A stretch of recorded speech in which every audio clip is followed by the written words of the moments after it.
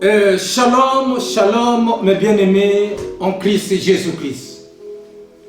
C'est une précieuse journée aujourd'hui, une fois de plus. Nous allons encore parler de la part du Seigneur. Car le Dieu que nous servons, il est vivant.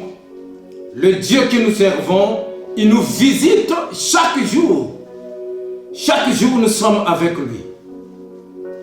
Par cette canal qui nous a permis en fait que nous soyons ensemble, vous et nous, dans les quatre coins de la planète, et que vous me suivez, je vous bénis de la part de l'Éternel, lui qui est trois fois saint, lui qui vit de l'éternité en éternité. Mais bien aimé, quand j'avais été inspiré de la parole de Dieu, qu'est-ce que nous allons parler en ce moment? Peut-être chez toi, ça fait nuit.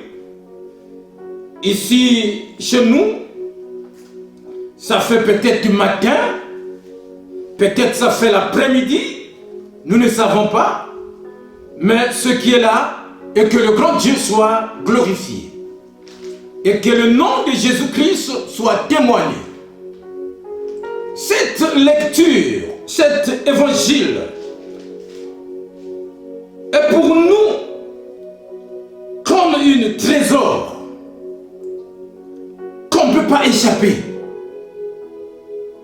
Comme de pierres précieuses qu'on ne peut pas jamais échapper.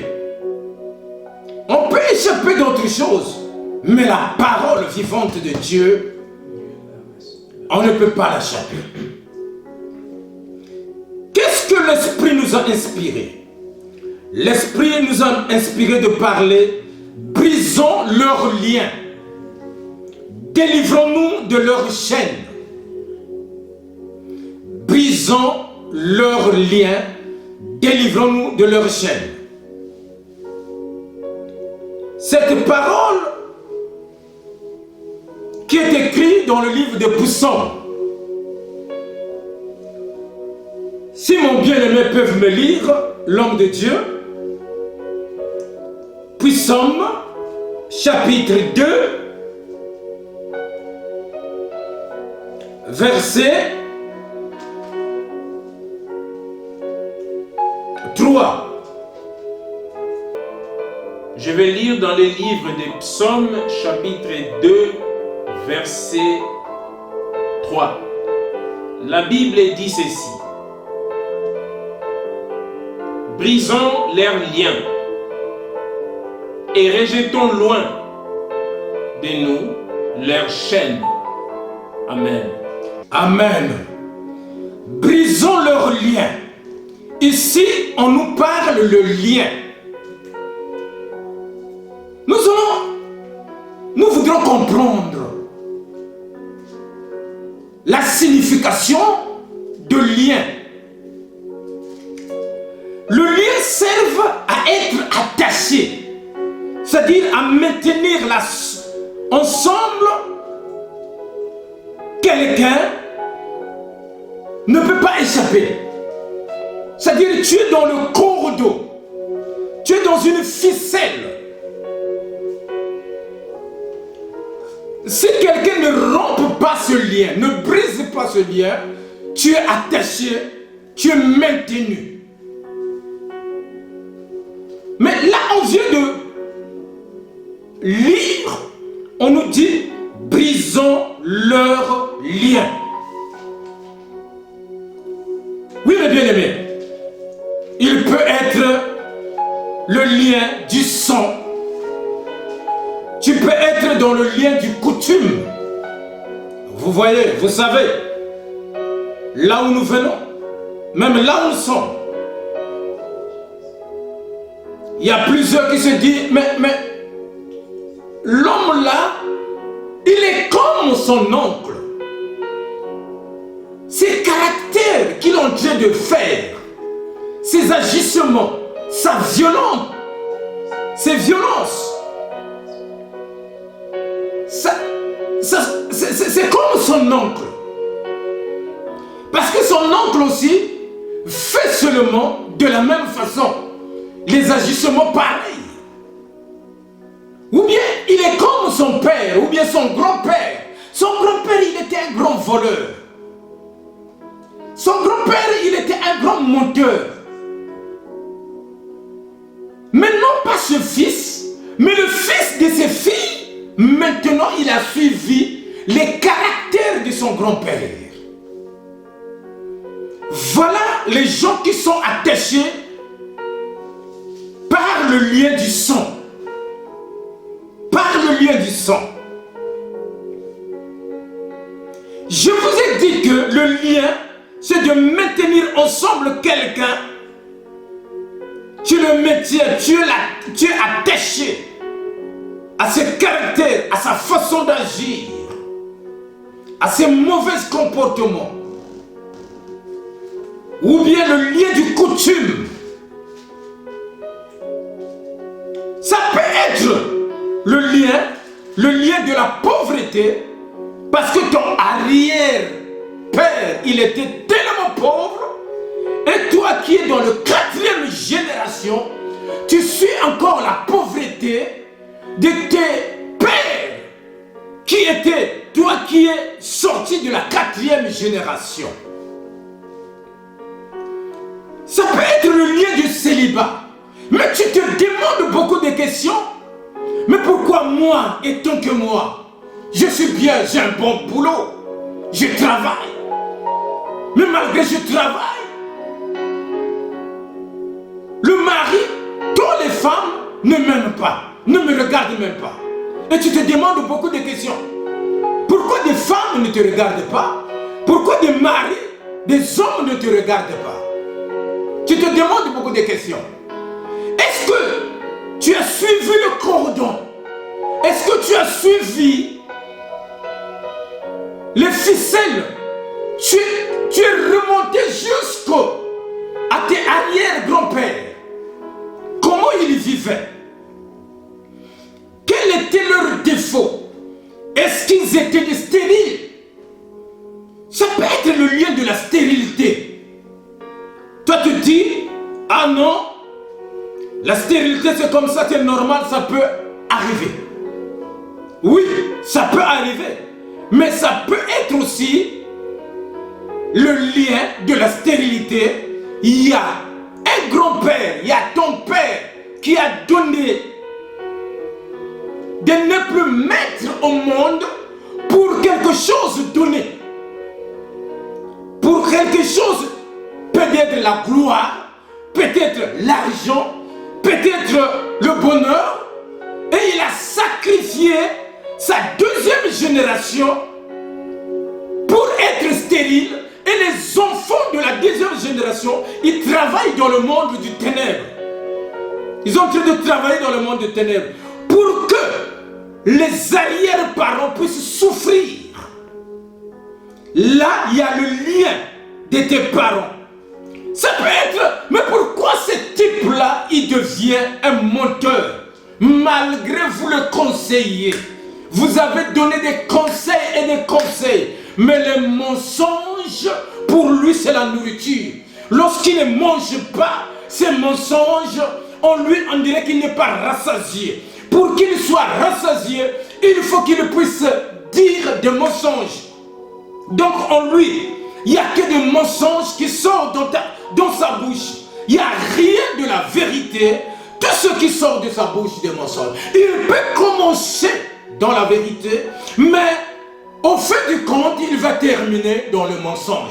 Il peut commencer dans le mensonge, il peut terminer dans la vérité. Donc en suivant ce chemin, ce n'est que des mensonges. Or, en lui-même, il ne connaît rien. Mais il fait, ça lui plaît pour dire des mensonges. Il y a plusieurs personnes. Tu peux donner des conseils, mais tu ne pourras pas. Ce qui est là, pour lui, il faut couper cette ficelle. Il faut couper cette ficelle. On doit les couper. Si on ne coupe pas, il restera toujours un grand menteur. Le lien, ça peut être le lien de la sorcellerie. La sorcellerie est attachée en lui. Il ne débarrasser. Parce que son père était sorcier et son père, il a ligué cette sorcellerie à son fils. Et son fils, il a ligué cette sorcellerie à son fils encore. Donc, le grand-père, il était sorcier. Il a ligué son sorcellerie à la 3e génération. Ça fait de lien de la sorcellerie. Il peut être un grand voleur. Pour lui, s'il ne vole pas, il ne peut pas dormir. Pour qu'il dorme, il faut qu'il puisse voler. Donc en lui, le vol, ça devient quotidien. Le vol, ça devient quotidien. Même ce que tu ne peux pas voler, mais lui, il vole. Ce que les gens disent, mais à part ça, comment tu peux aller voler même petite pochette? Mais pour lui, parce qu'il est dans ce lien, il est attaché, il est maintenu dans ce lien, donc automatiquement, il doit voler pour que son cœur soit dans la paix. Alléluia, mes bien-aimés, alléluia. Le lien, ça peut être le lieu de l'impudicité. Pour lui, il est grand impudique. S'il ne commet pas l'impudicité, il ne peut pas être à l'aise. Donc tout homme qu'il voit, pour lui, il suffit qu'il commet l'impudicité. Toute femme qu'il voit, pour lui, il faut qu'il commet l'impudicité. Parce qu'il y a le lien qui est attaché quelque part. Cet lien, c'est l'impudicité. Il est attaché dans l'impudicité. Mais bien aimé, ça peut être le lien de l'échec. La vie de cette personne, c'est de l'échec en l'échec. Là où les gens peuvent aller réussir, on lui montre comment il doit faire, mais lorsqu'il arrive pour lui, c'est l'échec. Il ne comprend pas. Il se demande, mais qui va m'enlever, qui va briser ce lien familial, ou bien ce lien coutumier qui m'entache. Ce lien, ça peut être la joie du courte durée. Il fait ces choses très bien. Mais lorsqu'au moment que les gens vont réjouir, il a planté. C'est comme quelqu'un qui plante dans le champ. Un jardinier, lorsqu'il plante, il attend un moment favorable qu'il puisse bouffer ce qu'il a planté, qu'il puisse vendre. Mais pour lui, c'est le contraire. Au moment que les gens vont cueillir les fruits, au moment que les gens vont prendre les légumes, pour lui, ça devient le contraire. Il n'arrive pas, ou bien ça sera une inondation, vient, et que tous les champs est inondé, plus jamais tout est allé dans les poubelles, ou bien ça sera une autre chose. Donc, mes bien-aimés, le lien, si tu es attaché dans ce lien, que toi-même tu vois que, non, la vie que j'ai en train de suivre, c'est pas la vie qu'il fallait. Il faut que je sois débarrassé de ce lien, parce que ce lien m'a en attaché. Il faut que nous brisons ce lien. C'est pour cela que la Bible nous dit, brisons leur lien. La Bible nous dit, délivrons-nous de leur chaîne. Lorsque tu es attaché, tu n'es pas brisé, les chaînes ne sont pas brisées, et que le cordon ombilical n'est pas coupé, tu resteras là. Pour que tu puisses t'en sortir, être libre, il faut qu'on puisse couper cette cordon ombilical, mes bien-aimés. Oui, toi tu me suis. Nous savons David ce qu'il a commis. Il a commis l'adultère, David. Un adultère à jamais. David, il était un grand. Ce qu'il ne pourra pas faire, David vient de le faire. Or, il ne sait pas, en le faisant, David, il y aura quelque chose qui va se passer dans sa vie.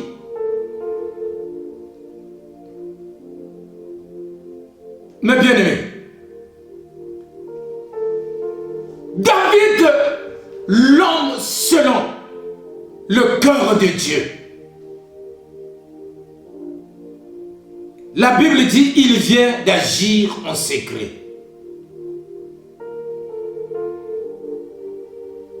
L'homme de Dieu, si tu peux nous lire 2 Samuel 12, verset 12. Qu'est-ce que la Bible nous dit?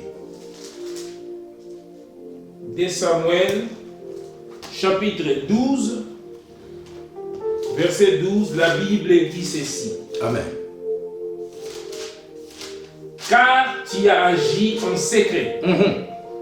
Et moi, je ferai cela en face de tout Israël et à la face du soleil. Amen. Verset 13 jusqu'à 15, vas-y. David dit à Nathan, j'ai péché contre l'Éternel. Et Nathan dit à David ceci, l'Éternel pardonne ton péché. Tu ne mourras pas. Mais parce que tu as fait blasphémer les ennemis de l'Éternel, en commettant cette action, les fils qui t'est né mourra. Amen. Amen. David, il a commis l'adultère. Par cet adultère, voilà. Il a mis le lien, le ficelle, vers son enfant, son fils, qui était né dans l'adultère, est parti. Il était mort. Il ne fallait pas que ça s'arrête là. La Bible dit, même son enfant, il a commis l'inceste, l'enfant de David. L'enfant de David vient de commettre inceste avec sa demi-sœur. Ça vient de David. La Bible dit, même Absalom qui était le frère de la sœur qu'on avait commis, qu'on avait violé. La Bible dit, Absalom vient de tuer Amnon. C'était son demi-frère. Parce que David, il a tué Uri en le voyant en fait qu'on le tue. Mais bien aimé, David, il a tué Uri pour faire l'adultère à sa femme. Mais bien aimé, ce que nous commettons aujourd'hui, sache-le, Dieu, comme c'est un Dieu de compassion, il peut te pardonner, mais sache que tu la payeras. S'il t'a pardonné, mais un jour, tu vas payer de tes péchés. La Bible dit, le salaire du péché, c'est la mort. Le don gratuit du Seigneur, c'est la vie éternelle. Alléluia. C'est la vie éternelle. Donc David, il a tué, il a commis le péché, l'adultère. Voilà. Son fils, il vient de tuer. Son fils, il vient de commettre l'inceste dans la même maison. Voilà, il vient de perdre l'enfant. De tout ce que David il a commis, voilà maintenant, ces liens va jusqu'à ses enfants pour commettre des choses comme ça. Mais bien aimé, si tes liens ne sont pas encore brisés, donc sache que tu es dans l'emprise de l'ennemi. Tu es maintenu, tu es attaché. Oh, pour ça, il y a quelqu'un seulement qui peut te détacher de ce lien. C'est le nom de Jésus, le Christ de Nazareth, que le tombeau n'a pas pu garder. La mort ne voulait pas, malgré il y avait le lien de la mort, mais n'a pas voulu le garder. Qu'est-ce que la Bible nous dit, mon bien-aimé? Lis-moi dans Acte 2, verset 24. Qu'est-ce que la Bible nous dit? Acte 2, verset 24. La Bible déclare. Alléluia. Jésus. Dieu l'a ressuscité. Dieu l'a ressuscité. En le délivrant des liens. En le délivrant de liens. De la mort. De liens de la mort. Parce qu'il n'était pas possible Il n'était pas possible qu'il soit retenu. Elle. Amen. Qu'il soit retenu dans le tombeau. Amen, mon bien-aimé. Que Dieu te bénisse. Dieu l'a pris, l'a ressuscité. Parce que le lien de la mort ne pourrait plus le tenir. C'était impossible. C'était impossible. Dans le tombeau, il fallait qu'il sorte victorieux. Dans la croix, il fallait qu'il descende victorieux. Malgré on l'a mis dans le tombeau, la Bible dit il est sorti victorieux du lien de la mort. Dans ta famille, il y a quoi? Ah, les gens n'atteignent pas 50 ans. Même s'il est 50 ans, automatiquement il meurt. Quel est le lien? Ah, mais nous, on était 10 dans la famille. Mais tous mes frères sont tous morts. Mais tu te demandes beaucoup de questions. Pourquoi ils sont tous morts? Mais il y a des liens. Il y a des gens qui ont commis des erreurs, des arrière-parents. Maintenant, ce lien-là, ça descend. Si ce fil-là n'est pas encore coupé, brisé, sache que ça continuera. Et ça sera bientôt toi. Toi qui me regardes, ça sera bientôt toi. Sache que ça sera bientôt toi. Toi qui me regardes, ça sera bientôt toi. Parce que si tu es toujours dans ce lien du sang, sache qu'il faut que ce lien soit coupé de la façon qu'on coupe le cordon ombilical d'un enfant. Il ne peut pas être attaché et être libre. Pour qu'il soit libre, il faut qu'on coupe le cordon ombilical. On fait que l'enfant pleure, court, dit maman, qu'il puisse dire papa, parce que le temps est arrivé, on fait qu'il soit libre. Mon bien-aimé, tu ne peux pas toujours être attaché dans tout ce que tes parents ont fait. Dans tout ce que, dit-on dans votre coutume, nous nous conduisons dans telle manière, dans telle. Est-ce que c'est ce que la Bible dit? Jésus, c'est ce qu'il dit. Oh, nous, dans notre coutume, nous n'aimons pas les gens. Mais or que Jésus dit, aimez-vous les uns et les autres. Il y a les autres, lorsque tu les vois, la colère, non, ce n'est pas de leur faute. Ils sont attachés, maintenus dans le lien. Tu vois seulement quelqu'un qui se fâche bêtement, rien du tout, mais il se fâche. Tu te dis, mais pourquoi il se fâche le monsieur là? Mais pourquoi? Il n'y a rien du tout. Mais quelqu'un il est maintenu. Il est maintenu. Je connais quelqu'un, mes bien-aimés, un frère. Je connais quelqu'un, un frère. À chaque fois, un petit problème, donc il se gonfle, se fâche. S'il s'agit de casser même des bouteilles, il va casser. S'il s'agit de casser des assiettes, il va casser. Alors, l'autre fois, je l'ai vu, j'ai dit, mon bien-aimé, tu sais que Jésus te t'aime. Mais pourquoi tu te fâches pour rien du tout? Quelque chose que vous pouvez parler avec ton bien-aimé. Ah, tu sais que mon frère, depuis que j'étais enfant, le monsieur qui a maintenant 60 ans, il me dit, depuis que j'étais enfant, ce que j'ai vécu dans mon enfance, j'ai vécu des choses terribles. Donc, à chaque fois, ça me revient. Donc, c'est pour cela, moi, quelqu'un ne peut pas me blaguer. Automatiquement, j'ai compris. Il est attaché, maintenu dans le lien du sang. La personne en question. Or, la personne en question, il faut que le lien, qu'il soit brisé, le lien soit coupé. Vous dites que non, mais celui-là, il ne met pas au monde, il est stérile. Mais comment on peut faire? Lorsque vos arrière-parents, s'il y a des gens qui étaient auparavant les stériles, s'ils ne brisent pas cet esprit de la stérilité, il va les transmettre de 2e jusqu'au 4e génération. Il y aura des gens, tu vois une belle fille, tu vois un beau gars, Mais lorsque vous êtes avec lui, il est stérile, il ne met pas au monde. Tu te demandes quoi? Est-ce que ça c'est la volonté du Seigneur? Non, mais quelqu'un, il est dans le lien de la stérilité, le lien du célibat. C'est pas de sa faute. Il se demande, mais qui brisera ces liens-là auprès de moi? Qui me délivrera dans ces choses?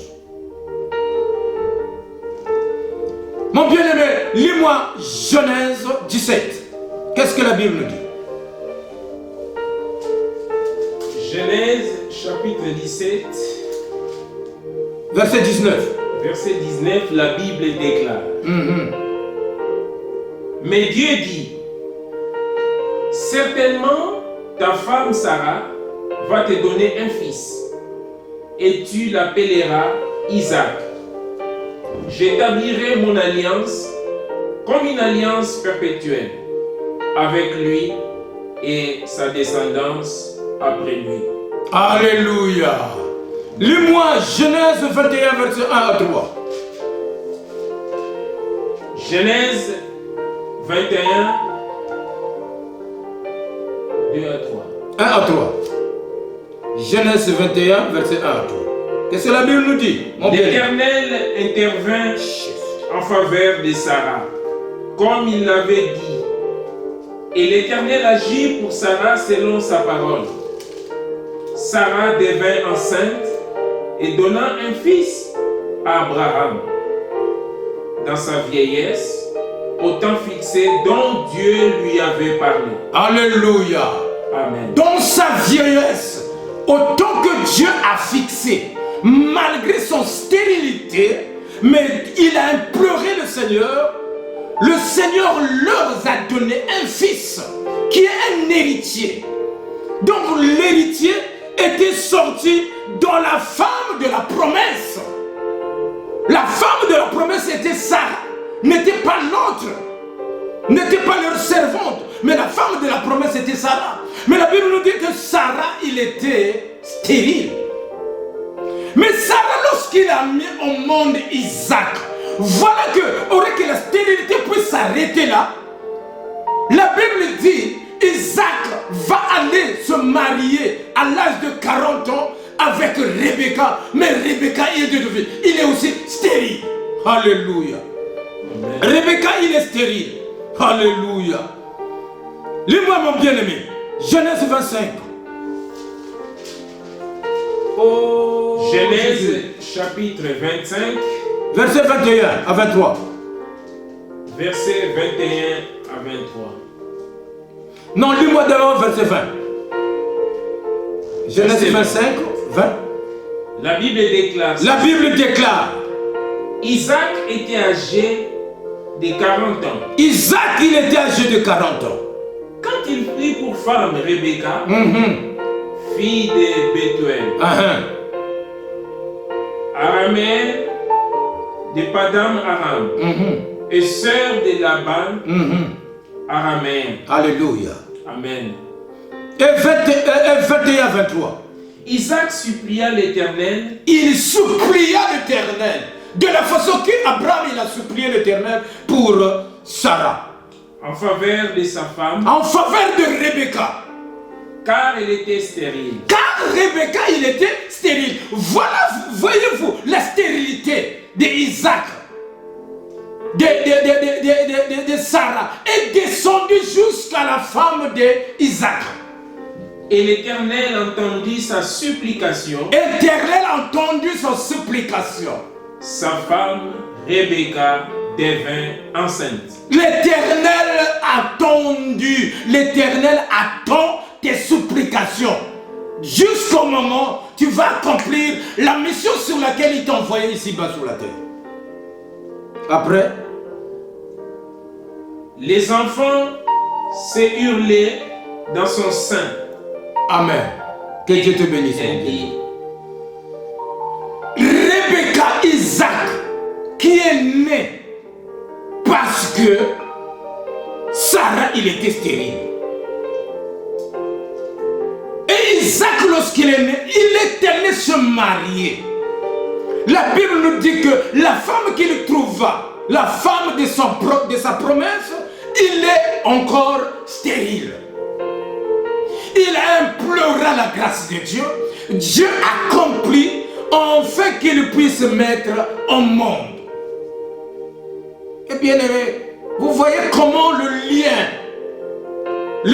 de génération en génération en génération, malgré tes vieux pères étaient morts, mais sache que si ce lien-là n'est pas encore coupé, tu resteras comme ça. Si dans le lien il y avait la pauvreté, c'est la pauvreté qui continuera. Mais toi qui me regardes, si tu sais que j'écoutais ma parole, c'est le moment de prendre la décision d'implorer la grâce du Seigneur et de briser ce lien, en fait qu'il n'est plus dans ta famille la pauvreté. Alléluia, il est bon.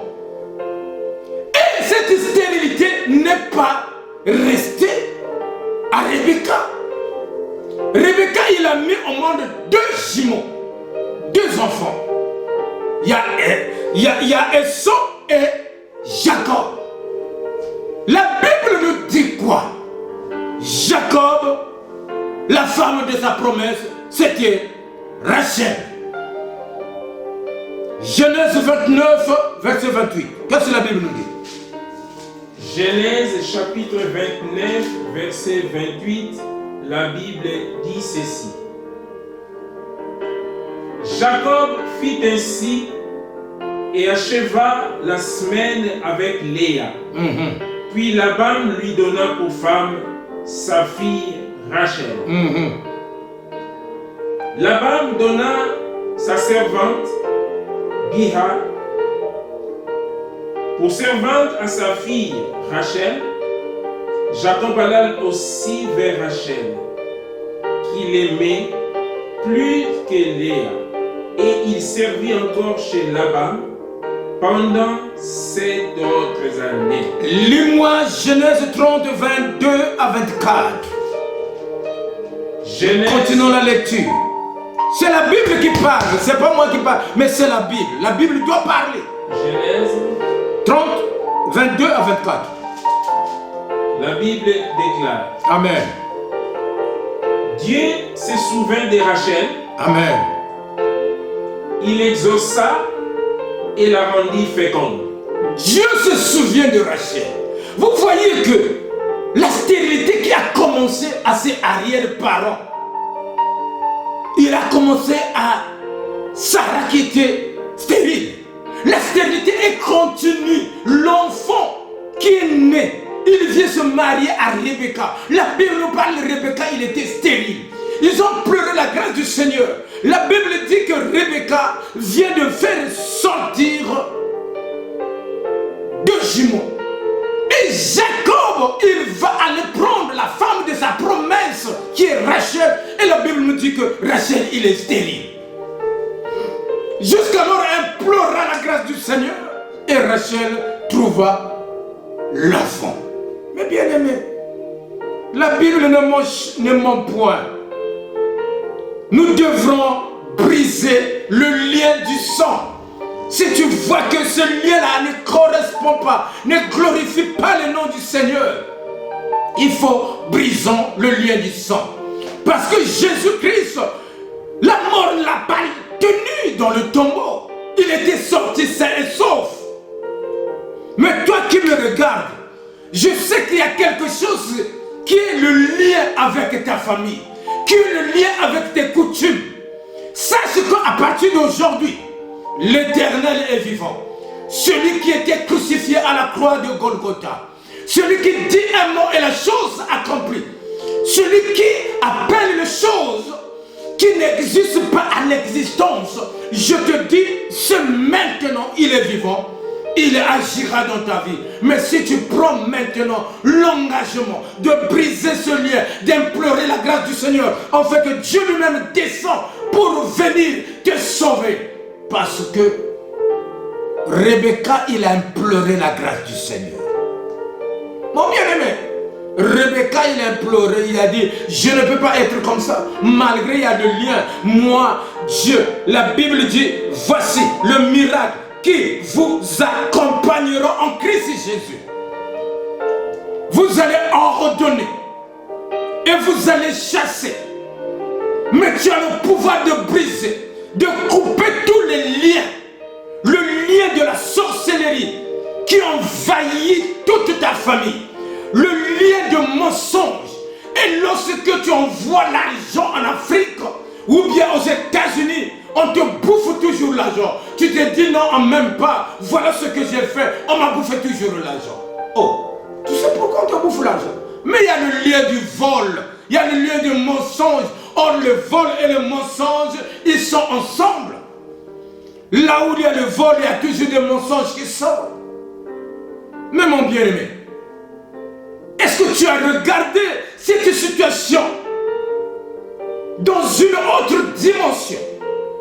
Tu as regardé cette situation dans la dimension spirituelle, au lieu que de regarder, d'accuser seulement les gens. Oui, c'est bien lorsque tu es en train d'accuser. Mais sache qu'en accusant, tu n'auras pas la solution. La solution est dans le nom de Jésus-Christ. La solution que Jésus-Christ t'a donné le pouvoir. La solution que Jésus-Christ, sa main puissante est sur toi. La solution que Jésus-Christ a dit, en toutes choses ne crains rien. La solution que Jésus-Christ, lorsque tu pries, tu demandes à Dieu et Dieu te sauvera. La Bible dit, si mon peuple, celui qui est invoqué et celui qui cherche ma face, il se manifestera. S'il se manifeste toi, cherche à savoir toi-même si tu es en bonne relation avec le Seigneur. Parce que le Dieu que nous prions, il est vivant. Je t'assure aujourd'hui, ce que tu as négligé, le lien que tu as négligé, ce que tu fais, tu ne veux pas le faire. Mais c'est comme quelque chose qui t'oblige d'aller le faire. Mais ce n'est pas de toi. Parce qu'il y a un esprit. C'est-à-dire il y a le lien qui est là de tes arrière-parents. Le lien là, tu n'as pas encore coupé. Mais comment tu voudras que, comment tu veux que, et que tu laisses à voler de mentir? Comment tu veux que tu sois toujours pauvre? Comment tu veux que tu sois toujours célibat? Pendant ce temps, tu vois, mais lui, moi je suis plus beau que lui. Mais comment lui il vient se marier? Moi je suis que belle qu'elle. Mais comment elle se marie? Moi je ne me marie pas. Tu sais que là où tu es attaché, mais si on ne t'a pas encore libéré, tu ne peux pas te marier. Si on ne t'a pas encore libéré, malgré que tu travailles, tu fais des heures supplémentaires pour travailler, mais en toi, il n'y a rien. C'est de Kédal. Il n'y a rien. Il n'y a rien qui est bon. Tout est fertile quand tu te dis, non, tout est fertile. Tu ne te comprends pas. Tu vas quelque part, on te dit ni goutte. Donc tous les ni gouttes, ça se forme dans les bouches des autres. Toi tu penses non, c'est toi qui es mauvais. C'est eux qui sont mauvais. Or que c'est toi parce que tu es attaché quelque part. Tu es dans le lien de la malédiction. La Bible dit, avec Dieu, nous ferons des exploits. Que la présence de l'Éternel maintenant demeure. Je t'assure maintenant, toi qui me regardes, que Dieu, que nous prions, Dieu qui est puissant, il se manifestera dans ta vie. Toi qui me regardes, sache que nous savons que le Dieu que nous prions, il n'est pas encore mort. La Bible dit à la croix de Golgotha, il a déclaré, tout est accompli. Tout est accompli pour toi. Et non pas pour les autres, mais même plus pour toi. Le miracle du Seigneur va se manifester si tu te lèves et tu dis, trop c'est trop. Je ne peux pas rester attaché. Trop c'est trop. Je ne peux pas rester bloqué. Trop c'est trop. Lorsque le jour que tu dirais trop c'est trop, cherche-moi, je te dirai quoi faire. Que Dieu te bénisse mon bien-aimé. Je bénis ce moment. Vous tous qui me regardez, je vais prier pour vous. L'Éternel, mon Dieu, mon roi, toi qui connais le cœur de toute personne, laisse que tout ce qui leur attache pour leur évolution, ce qui leur attache pour ne pas s'épanouir, que ce soit détaché maintenant dans le nom puissant de Jésus-Christ. Que ton peuple puisse s'épanouir. Tu as dit le projet que tu as formé pour nous, de paix, de bonheur, mais laisse que, Père de gloire, que tes enfants puissent avoir le bonheur et la grâce puisse leur accompagner. Oh, je suis simple serviteur. Mon Dieu, mon roi, je sais que tu m'as oint de ta parole, enfin que je transmets. Maintenant, reçois la guérison. Cette maladie qui t'a tourmenté pendant des années, maintenant c'est fertile, c'est fini. C'est fini. Je te le déclare au nom puissant de Jésus-Christ. Ô Jésus-Christ que je prie nuit et jour. Reçois la guérison au nom puissant de Jésus-Christ. Au nom de Jésus-Christ, nous disons Amen. Amen. Amen. Alléluia.